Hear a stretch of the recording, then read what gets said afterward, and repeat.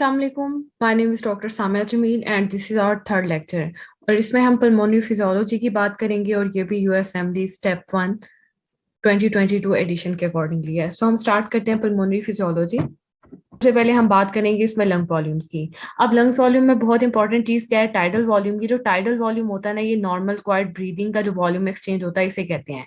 मतलब इनहेलेशन के दरमियान ऊपर को कब मूव करिए, एक्सहेलेशन के दरमियान नीचे को मूव करिए, और इंस्पायरेशन के दरमियान मूव करिए, एक्सपायरेशन के दरमियान नॉर्मल क्वाइट ब्रीदिंग में। उसके बाद फर्दर हम जो वॉल्यूम ऐड करते हैं, एक इसमें रेजिडुअल वॉल्यूम की बात करते हैं। अब ये जो रेजिडुअल वॉल्यूम है ना, चाहे एक इंसान फोर्सफुली एक्सपायर करे एयर को, यानी फुल वो मसल्स की मूवमेंट कराए और एयर को बाहर निकालने की कोशिश करे, उसके बावजूद जो रेजिडुअल कैपेसिटी वॉल्यूम की रह जाती है उसे हम रेजिडुअल वॉल्यूम कहते हैं। मतलब ये वाला वॉल्यूम कभी भी लंग्स में से नहीं निकलता। उसके बाद एक होता है हमारे पास, वो होता है एक्सपायरेटरी रिजर्व वॉल्यूम। ये हमारे पास एक एक्स्ट्रा वॉल्यूम होता है जो अगर हम फोर्सफुली एक्सपायर करें तो उसमें निकलता है, इसे एक्सपायरेटरी रिजर्व वॉल्यूम कहते हैं। फिर एक होता है इंस्पायरेटरी रिजर्व वॉल्यूम। ये वॉल्यूम तब हम इनहेल करते हैं अगर हम फोर्सफुली इनहेल करें, तो जो वॉल्यूम हम इनसाइड ले जाते हैं उसे कहते हैं इंस्पायरेटरी रिजर्व वॉल्यूम। अब एक हमारे पास होती है फंक्शनल रेजिडुअल कैपेसिटी। मतलब जब एक इंसान नॉर्मल क्वाइट ब्रीदिंग कर रहा होता है ना, तो ये दोनों जो होती हैं फंक्शनल रेजिडुअल कैपेसिटी में एक्सपायरेटरी रिजर्व वॉल्यूम भी आता है और प्लस ये रेजिडुअल वॉल्यूम होता है। ये दोनों मिलके बनाते हैं फंक्शनल रेजिडुअल कैपेसिटी, जो नॉर्मल कैपेसिटी होती है। एक होती है हमारे पास फिर वाइटल कैपेसिटी। इसमें इंस्पायरेटरी रिजर्व वॉल्यूम आता है, टाइडल वॉल्यूम आता है और एक्सपायरेटरी रिजर्व वॉल्यूम आता है। इसे हम वाइटल कैपेसिटी कहते हैं। और फिर एक होती है total lung capacity. Total lung capacity में चारों टाइप के वॉल्यूम आते हैं। इसमें इंस्पायरेटरी रिजर्व वॉल्यूम भी आता है, टाइडल वॉल्यूम भी आता है, एक्सपायरेटरी रिजर्व वॉल्यूम भी आता है और रेजिडुअल वॉल्यूम भी आता है।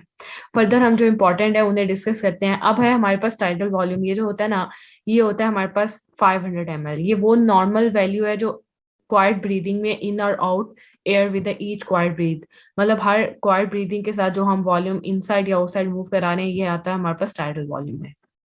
फिर expiratory reserve volume, extra air pushed out with a force beyond tidal volume. अगर हम एक्स्ट्रा फोर्स लगाएं नॉर्मल ब्रीदिंग से, तो जो फोर्स हम लगा के एयर को बाहर पुश करेंगे, वो वाली एयर जो होगी वो कौन सी है, एक्सपायरेटरी रिजर्व वॉल्यूम वाली बाहर जाएगी। फिर एक है इंस्पायरेटरी रिजर्व वॉल्यूम। इसमें एक्स्ट्रा एयर ड्रॉन इन करते हैं हम फोर्सफुली। अगर हम ब्रीथ करें, अंदर सांस लें फोर्सफुली, तो इसे हम इनहेल करते हैं।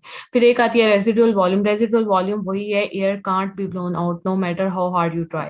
मतलब जितनी मर्जी जोर से एक्सपायर करेंगे ना, तो एक्सपायरेटरी रिजर्व वॉल्यूम तो निकल जाएगा, लेकिन जो रेजिडुअल वॉल्यूम है वो कभी भी नहीं निकलेगा। ये है हमारे पास एक्सपायरेटरी रिजर्व वॉल्यूम, जो फोर्सफुली एक्सपायर करने पर निकल जाएगा, लेकिन ये जो रेजिडुअल वॉल्यूम है ये कभी भी फोर्सफुली एक्सपायर करने पर भी नहीं निकलेगा। फिर हम फर्दर मूव करते हैं, इसमें हम देखते हैं लंग कैपेसिटीज। अब जो हमारे पास पहले हमने वॉल्यूम डिस्कस किए हैं, उनका जो सम होता है ना, उसे हम कहते हैं कि ये हमारे पास है कैपेसिटीज। एक होती है हमारे पास फंक्शनल रेजिडुअल कैपेसिटी। अब ये जो फंक्शनल रेजिडुअल कैपेसिटी है ना, ये दो वॉल्यूम्स का सम होता है। एक रेजिडुअल वॉल्यूम जो हमेशा अंदर रहता है, और एक्सपायरेटरी रिजर्व वॉल्यूम जो फोर्सफुली एक्सपायर करने पे बाहर निकलता है, इसे हम कहते हैं फंक्शनल रेजिडुअल कैपेसिटी। ये नॉर्मल वैल्यू होती है एयर की जो इनसाइड लंग्स रहती है। फिर एक है हमारे पास, इसे हम बोलते हैं इंस्पायरेटरी कैपेसिटी।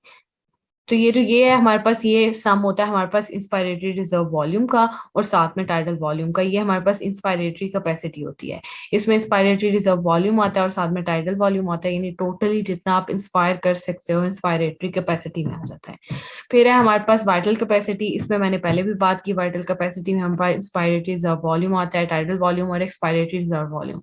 ये तीनों मिलकर हमारे पास वाइटल कैपेसिटी बनाते हैं। फिर है टोटल लंग कैपेसिटी। अब इसमें इन तीनों चीजों के साथ जो हमने पहले काउंट की, inspiratory reserve volume, tidal volume, expiratory reserve volume, इसके साथ हम रेजिडुअल वॉल्यूम को भी ऐड कर देते हैं।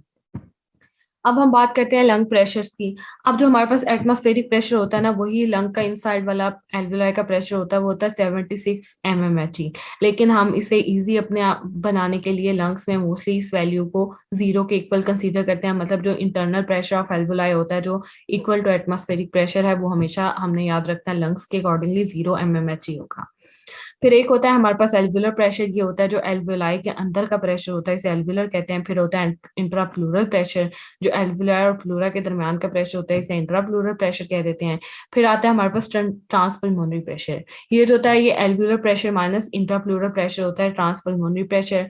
और pressure across the wall of the alveoli होता है ये, necessity to keep the alveoli open. अब जो हमारे पास ट्रांसपल्मोनरी प्रेशर है ये हमेशा पॉजिटिव वैल्यू होनी चाहिए, इसकी मिनिमम जो है इसकी +5 वैल्यू है, जो हमारे पास सिर्फ लंग्स में एल्वियोलाई को ओपन रखने में यूज होती है।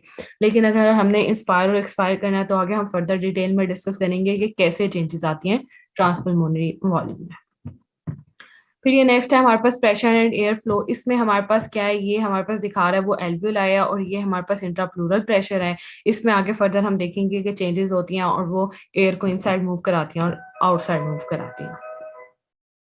फिर हम देखते हैं यहाँ पे अगर फॉर एग्जांपल ये हमारे पास एल्वियुलर प्रेशर है और ये हमारे पास एटमॉस्फेरिक प्रेशर है। अगर एटमॉस्फेरिक प्रेशर भी 0 mmHg है और एल्वियुलर प्रेशर भी 0 mmHg है, नो एयर फ्लो, यहाँ पे कोई प्रेशर एक्सचेंज हो ही नहीं रहा, ना कहीं किसी जगह पे प्रेशर ज्यादा है ना किसी जगह पे कम है, तो एयर फ्लो ही नहीं करेगी, यहाँ पे कोई एयर फ्लो नहीं होगा। नेक्स्ट अगर हम देखें, अगर हम एटमॉस्फेरिक प्रेशर कंसीडर करेंगे 0 ही है जैसे कि लास्ट स्लाइड में था हमारे पास, लेकिन एल्वियुलर प्रेशर 0 से +5 की तरफ चेंज हो गया है, मतलब अब अंदर ज्यादा प्रेशर हो गया और बाहर कम प्रेशर है, तो ऑब्वियसली एयर फ्लो आउट कर जाएगी और इसका प्रेशर होगा +5 mmHg। ये हमारे पास रूल है। उसके बाद नेक्स्ट अगर हम एटमॉस्फेरिक प्रेशर को रखें, अगेन 0 है जितना पहले था, लेकिन हमारे पास जो एल्वियुलर प्रेशर है वो -5 हो गया, मतलब यहाँ पे नेगेटिव वैल्यू है, तो ऑब्वियसली एयर हमेशा पॉजिटिव से नेगेटिव की तरफ मूव करेगी, तो हमारे पास एयर फ्लो इन करेगी +5 mmHg के प्रेशर के साथ। अब ये हमारे पास तारा है ड्यूरिंग इनहेलेशन क्या होता है। ड्यूरिंग इनहेलेशन ये होता है कि एटमॉस्फेरिक प्रेशर जो है वो 0 mmHg है, लेकिन एल्वियुलर प्रेशर जो होगा ना वो नेगेटिव में चेंज हो जाएगा और ये वैक्यूम क्रिएट करेगा, जिसकी वजह से फ्लो जो एयर का है वो इनसाइड होना शुरू हो जाएगा, इसलिए हम कहेंगे air flow in with the pressure of +5 mmHg। इस तरह से हमारे पास इनहेलेशन होगी। फिर जब हम एक्सहेलेशन की बात करेंगे एटमॉस्फेरिक प्रेशर, तो अगेन हमारे पास 0 mmHg ही है, लेकिन जो हमारे पास एल्वियुलर प्रेशर है वो पॉजिटिव में चला गया, +5 हो गया है, तो ये हमारे पास पॉजिटिव से नेगेटिव की तरफ, मतलब ज्यादा से कम की तरफ जाएगा और बाहर की तरफ को मूव करेगा, तो एयर फ्लो आउट हो जाएगी +5 mmHg के प्रेशर के साथ ड्यूरिंग एक्सहेलेशन। हम इसे फर्दर डिटेल में भी इसके अकॉर्डिंग बात करेंगे कि किस तरह इंट्राप्लूरल प्रेशर चेंज होता है, किस तरह ट्रांसपल्मोनरी प्रेशर चेंज होता है और किस तरह से टोटल मैकेनिज्म होता है इनहेलेशन और एक्सहेलेशन और दरमियान में रेस्टिंग पॉइंट का।